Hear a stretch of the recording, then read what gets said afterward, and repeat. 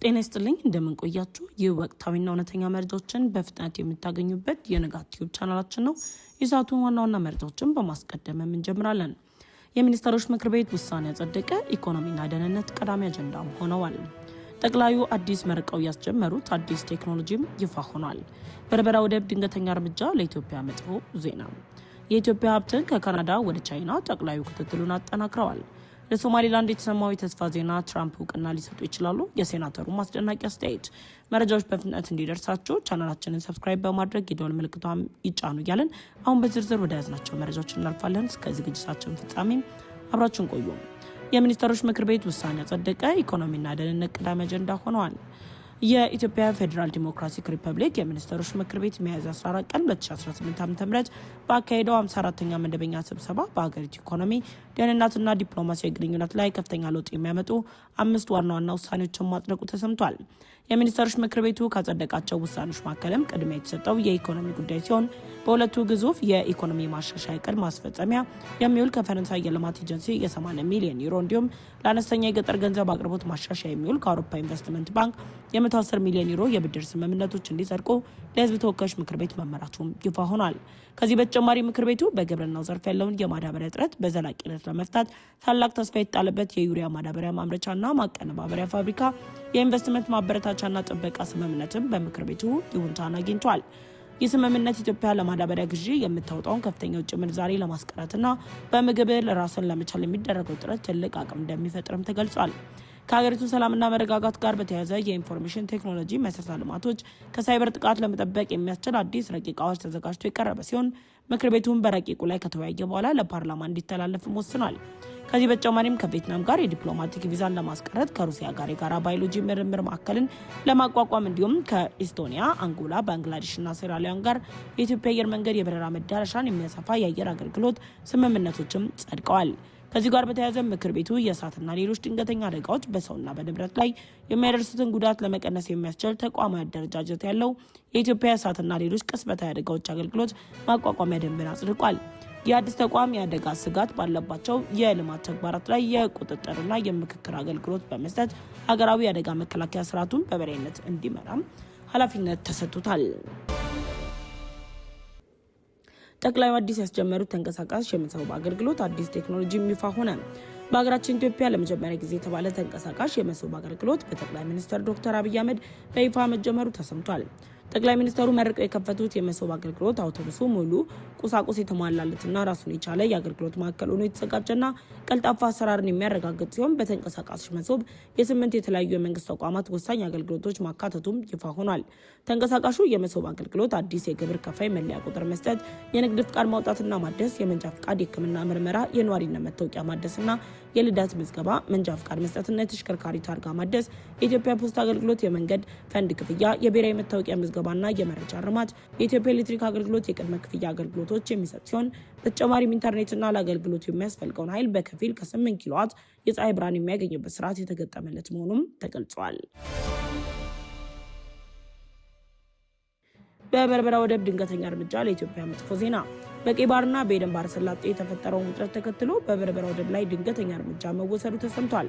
በዓለም ላይ ግዙፍ የባህር ላይ የኮንቴነር አጓጓዥ የሆነው ሜሬክ ወደ በርበራ ወደብ የሚያደርገውን አዲስ የጭነት ምዝገባ ማገዱን ተከትሎም የባህር በርና ወደብ የሌላት ኢትዮጵያ ላይ በጥቂቱም ቢሆን ተጽዕኖ እንደሚያሳደር እየተነገረ ይገኛል። በቀይ ባህር ላይ ስትራቴጂካዊ ወደብ የሆነው በርበራ ለኢትዮጵያ የወጪና የገቢ ንግድ ስትራቴጂካዊ አማራጭ በሆነበት በቅርቡም የኢትዮጵያ ልዑክ የወደቡን ቅልጥፍና ለማሻሻል የሚደረጉ እንቅስቃሴዎች በተጠናከሩበት በዚህ ወቅት ላይ እገዳ መጣሉ በኢትዮጵያ ላይ የሚያመጣውን አሉታዊ የኢኮኖሚ ተጽዕኖ ሊኖር እንደሚችልም ተገልጿል። በርበራ ወደብ ላይ ያለውን የመርከብ እንቅስቃሴ ያገደው የዴንማርኩ ኩባንያ ሜሬክ ለውሳኔ በቂ ምክንያት ባይሰጥም እገዳው የመጣው የየመን ሁቲ አማጽያን እስራኤል ለሶማሊላንድ እውቅና ከሰጠች በኋላ ያላትን ተጽዕኖና እንቅስቃሴ እያሰፋች ነው በሚል ማስጠንቀቂያ በሰጡ ማግስት መሆኑ ይበልጥ ትኩረት እንዲሰጠው አድርጎታል። የሁቲ ባለስልጣናት እስራኤል በሶማሊላንድ በኩል የምታደርገውን እንቅስቃሴ ቀይ መስመር ነው ማለታቸው ይህ በቀይ ባህርና በኤደን ባህረ ሰላጤ የባህር ላይ ደህንነት ላይ አደጋ የሚፈጠር በመሆኑ በቀጠናው የሚኖሩ የመርከብ እንቅስቃሴዎች ስጋት እየሆኑ መምጣታቸው እየተነገረም ይገኛል። ዓለም አቀፉ ኩባንያ ሜርክ ወደ በርበራ ወደብ የሚያደርገው ጉዞ ቢያድግም ወደ ጅቡቲ፣ ሞቃዲሾና ሞምባሳ ወደቦች የሚያደርገው አገልግሎት እንደቀጠለ መሆኑንና የኢትዮጵያን የሎጂስቲክ ፍላጎት በእነዚህ በኩል ለማሟላት እንደሚሞክርም ተገልጿል። እገዳው ከመጣሉ በፊት ወደ በርበራ በመጓዝ ላይ ያሉ ጭነቶች ግን ወደ መዳረሻቸው እንዲደርሱ እንደሚደረግ ኩባንያው ማረጋገጫ መስጠቱ የሚታወስ ሲሆን ሜርክ ደንበኞች ወደ በርበራ ዕቃ ለማጓጓዝ ሌሎች የየብስ ትራንስፖርት አማራጮችን እንዲፈልጉ ማሳሰቡን አፍሪካን ኢንተሊጀንስ ዘግቧል።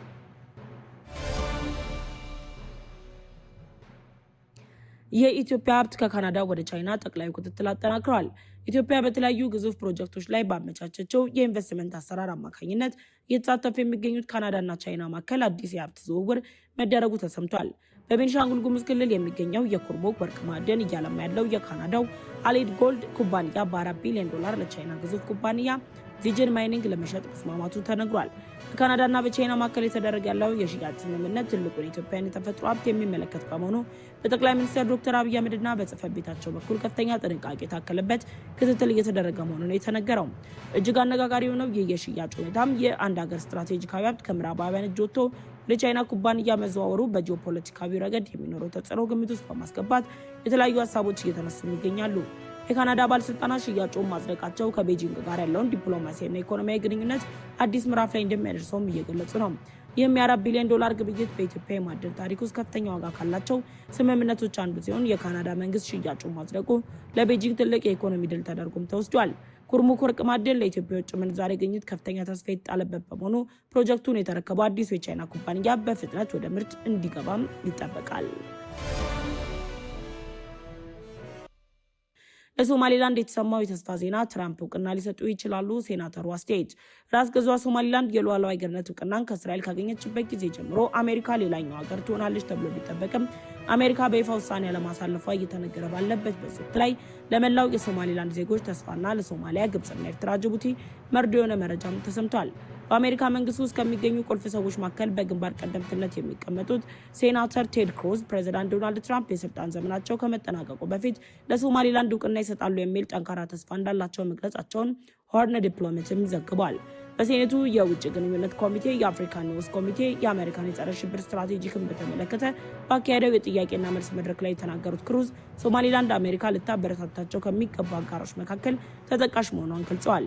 በሶማሊላንድ ያለው መረጋጋትና በቀጠናው ደህንነት ዙሪያ እያሳየች ያለችው ትብብር መሆኑን የገለጹ ሲሆን ሶማሊላንድ የአሜሪካን ብሔራዊ ደህንነት ፍላጎቶች የሚያስከብር የተረጋጋና ፈቃደኛ አጋር መሆኗ በተለይም በቀይ ባህርና በዓለም አቀፍ የንግድ መስመሮች መካከል በሚገኘው የኤደን ባህረ ሰላጤ ላይ ያላትን ስትራቴጂካዊ ቦታ መነሻ በማድረግ አሜሪካ ስትራቴጂያዊ አጋርነቷን አጠናክራ የመቀጠል ፍላጎት እንዳላት የሚታወቅ ሲሆን ሶማሊላንድ በጸረ ሽብርተኝነትና በባህር ደህንነት መካከል ስራዎች ላይ የምታደርገው ሚና እንዲሁም ከአሜሪካ አፍሪካ ጋር ያላትን እያደገ የመጣ ትብብር በማድረግ ቴድ ክሩዝ ፕሬዚዳንት ትራምፕ ለሶማሊላንድ እውቅና ይሰጣሉ የሚል ከፍተኛ ተስፋ አለኝ ካሉ በኋላ እንዲህ ያለ እርምጃ የአሜሪካን ብሔራዊ ደህንነት ያጠናክራል ማለታቸውን ተሰምቷል። የቴድ ክሩዝ አስተያየት የአሜሪካ ፖሊሲ ለረጅም ጊዜ ከቆየው አቋም ወጥቶ ወደ ተግባራዊነት እየተቀየረ መሆኑን የሚያሳይ ሲሆን የሶማሊላንድ መረጋጋት፣ ዲሞክራሲያዊ አስተዳደርና መልካም ምድራዊ ጠቀሜታ ከቀጠናው የደህንነት ቅድሚያ የሚሰጣቸው ጉዳዮች ጋር ሚዛን የሚያስደፋ መሆኑን ፖለቲከኞችም እየገለጹ ይገኛሉ። መረጃውን ያደረሳችሁ ንጋችብ ነው። በቀጣይ በሌሎች መረጃዎች እስከምንመለስ ድረስ ቸር ቆዩ እያለን ለዩቲዩብ ቻናላችን አዲስ ከሆናችሁ ቻናላችንን ሰብስክራይብ በማድረግ ቤተሰብ እንድትሆኑ ጋበዝናችሁ። ቻናላችንን ሰብስክራይብ አድርጋችሁ ቤተሰብ ከሆናችሁ ለወዳጅ ዘመዶቻችሁ በማጋራት መረጃዎች እንዲደርሳቸው እንድታደርጉም እንጠይቃችኋለን። በሰላም ቆዩ።